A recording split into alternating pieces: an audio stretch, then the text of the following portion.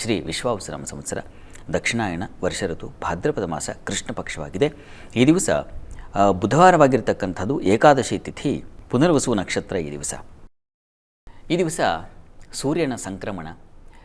ಪ್ರತಿ ರಾಶಿಯನ್ನು ಸೂರ್ಯ ಸಂಚರಿಸುವಾಗ, ಪ್ರತಿ ರಾಶಿಗೂ ಸೂರ್ಯನ ಪ್ರವೇಶವಾದಾಗ ಅದನ್ನು ಸಂಕ್ರಮಣ ಅಂತ ಕರೀತಾರೆ. ಕನ್ಯಾ ರಾಶಿಗೆ ಸೂರ್ಯ ಪ್ರವೇಶವಾದರೆ ಅದನ್ನು ಷಡಶೀತಿ ಸಂಕ್ರಮಣ ಅಂತ ಕರೀತಾರೆ. ಪ್ರತಿ ಉಭಯ ರಾಶಿಗಳಲ್ಲೂ ಕನ್ಯಾ ರಾಶಿ, ಧನುರಾಶಿ, ಮೀನ, ಮಿಥುನ ಈ ರಾಶಿಗಳಿಗೆ ಸೂರ್ಯನ ಸಂಚಾರವಾದರೆ ಅದನ್ನು ಷಡಶೀತಿ ಸಂಕ್ರಮಣ ಅಂತ ಕರೀತಾರೆ. ಇದು ಪುಣ್ಯವಾದದ್ದೇ, ಪುಣ್ಯಕಾಲ. ಪ್ರತಿ ಸಂಕ್ರಮಣವೂ ನಮಗೆ ಕರ್ಕಟಕದಲ್ಲಿ ಶ್ರೇಷ್ಠ, ಅಥವಾ ನಮಗೆ ಉತ್ತರಾಯಣ ಅಂತ ನಾವು ಯಾವುದನ್ನು ಮಕರ ಸಂಕ್ರಮಣ ಅಂತೀವೋ ಅದು ಶ್ರೇಷ್ಠ ಅಂತೇನೂ ಇಲ್ಲ.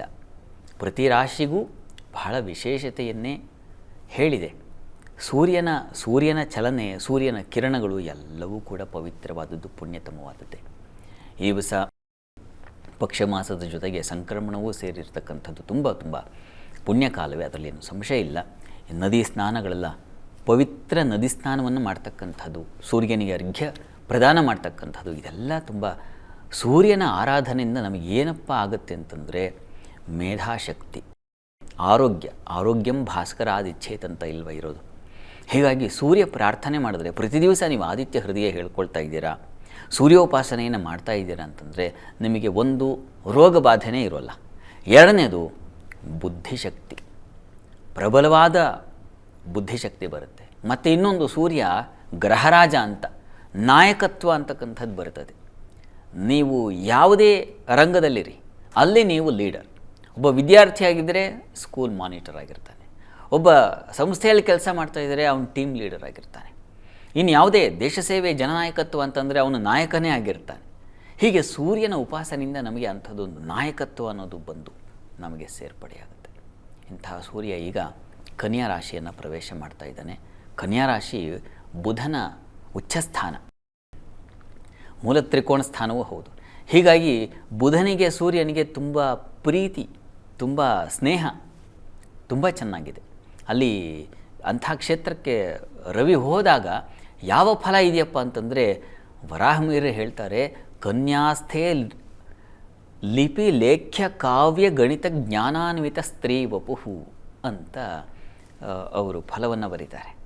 ಎಷ್ಟು ಚೆನ್ನಾಗಿದೆ ಅಂದರೆ, ಲಿಪಿ ಲೇಖ್ಯ ಕಾವ್ಯ ನೋಡಿ, ಲಿಪಿಶಾಸ್ತ್ರವೋ ಟೈಪಿಂಗೋ ಮತ್ತೊಂದೋ ಅಂತೂ ನೀವು ಬರವಣಿಗೆಗಳಲ್ಲಿ ತುಂಬ ಆ ಕ್ಷೇತ್ರಗಳಲ್ಲಿ ಕೆಲಸ ಮಾಡೋರಿಗೆ ಬಹಳ ವಿಶೇಷ ಫಲವನ್ನು ಹೇಳಿದೆ.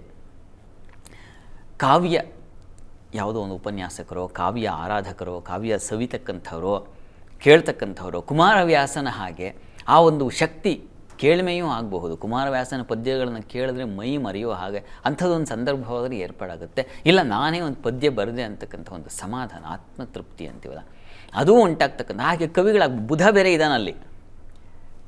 ಹೀಗಾಗಿ ರವಿ ಬುಧರು ಸೇರಿಬಿಟ್ರೆ ಅದು ಆಮೇಲೆ ಫಲ ಹೇಳ್ತೀನಿ. ಅಂತೂ ಅಲ್ಲಿ ಸೂರ್ಯನ ಪ್ರವೇಶವಾದರೆ ಗಣಿತಜ್ಞರಾಗ್ತಾರೆ.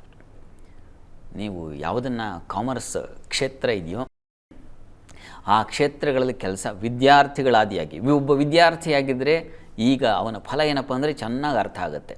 ಇಷ್ಟು ದಿವಸ ತೋಚದೇ ಇರತಕ್ಕಂಥ ಲೆಕ್ಕ ಅಂದರೆ ಆ ಸೂತ್ರ ನಿಮಗೀಗ ಅರ್ಥ ಹೇಗೆ ಚೆನ್ನಾಗಿ ಬಿಡಿಸ್ಬಿಟ್ನಲ್ಲ ನಾನು ಇದನ್ನು, ಆ ರೀತಿಯಲ್ಲಿ ನಿಮಗೆ ಬಂದುಬಿಡುತ್ತೆ. ಆ ರೀತಿಯ ಗುಣ ವಿದ್ಯಾರ್ಥಿಗಳಲ್ಲಿ ಬರುತ್ತೆ, ಆ ಅಂಥ ಗ್ರಹಣ ಶಕ್ತಿ ಬರುತ್ತೆ. ಒಬ್ಬ ಟೀಚರ್ ಆಗಿದ್ದರೆ ಇಷ್ಟು ದಿವಸ ನನ್ನ ಮಕ್ಕಳಿಗೆ ತಪ್ಪಾಗಿ ಹೇಳ್ಕೊಳ್ತಾ ಇದ್ದರೆ ಅದು ಈಗ ಒಂದು ಸರಳವಾದ ವಿಧಾನ ನನಗೇ ಗೊತ್ತಾಗಿದೆ ಅಂತ ಆ ಒಂದು ಪ್ರಜ್ಞೆ ಬರುತ್ತೆ ನಿಮಗೆ. ಇನ್ನು ಕೆಲಸ ಮಾಡ್ತಾ ಇರತಕ್ಕಂಥವ್ರಿಗೂ ಹೇಳಬೇಕಾಗಿದೆಯಲ್ಲ, ಯಾವುದನ್ನು ಯಾವಾಗ ಫೈಲ್ ಮಾಡಬೇಕು, ಯಾವ IT ಫೀಲ್ಡಿಗೆ ಅಂದರೆ ಆ ಸೆಕ್ಷನಲ್ಲಿರ್ತಕ್ಕಂಥವ್ರಿಗೆ ಯಾವುದನ್ನು ಯಾವಾಗ ಮಂಡನೆ ಮಾಡಿದ್ರೆ ನಾವು ತೊಂದರೆಗೀಡಾಗಲ್ಲ, ಈ ರೀತಿಯ ಒಂದು ಪ್ರಜ್ಞೆಗಳು, ಒಳ ಸುಳಿವು ಅಂತೀವಲ್ಲ, ಅದೆಲ್ಲ ಉಂಟಾಗುತ್ತೆ. ಈ ರೀತಿಯಲ್ಲಿ ಸೂರ್ಯ ಬುಧರ ಯುತಿ ತುಂಬ ವಿಶೇಷವಾದ ಫಲ ತಂದುಕೊಡುತ್ತೆ. ನಾವು ರಾಶಿ ಫಲ ನೋಡುವಾಗ ಅವರಿಬ್ಬರು ಜೋಡಿಯಾಗಿ ನಿಂತಾಗ ಯಾವ ಫಲವನ್ನು ಬಿತ್ತುಬಿಡ್ತಾರೆ ನಮ್ಮ ಜೀವನಕ್ಕೆ ಅನ್ನೋದನ್ನು ಗಮನಿಸೋಣ.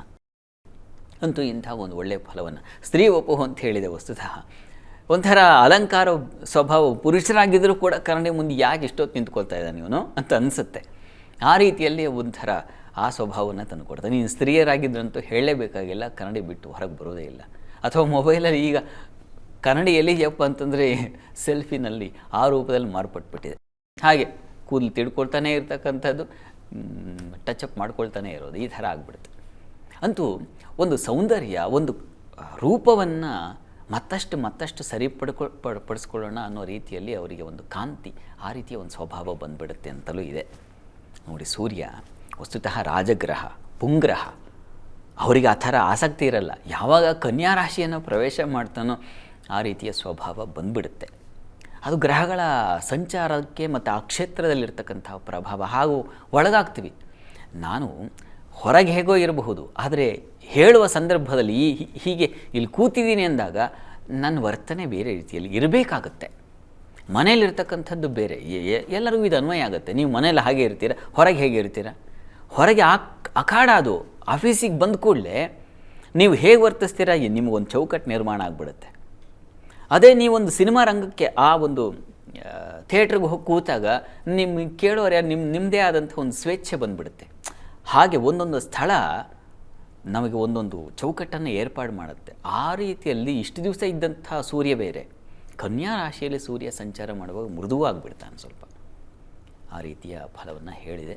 ಅಂತೂ ಇಂಥದ್ದೊಂದು ಸಂಕ್ರಮಣ ನಾವು ಪೂಜ್ಯ ಭಾವನೆಯಿಂದ ಸ್ವೀಕರಿಸಬೇಕು. ಸೂರ್ಯ ಆರಾಧನೆಯನ್ನು ಮಾಡಬೇಕು, ಸೂರ್ಯ ಪ್ರಾರ್ಥನೆಯನ್ನು ಮಾಡಬೇಕು, ಸೂರ್ಯ ಸ್ತುತಿಗಳನ್ನು, ಅಷ್ಟೋತ್ತರವನ್ನು ಎಲ್ಲ ಹೇಳ್ಕೊಳ್ಳಿ. ತುಂಬ ಅನುಕೂಲವಾಗುತ್ತೆ.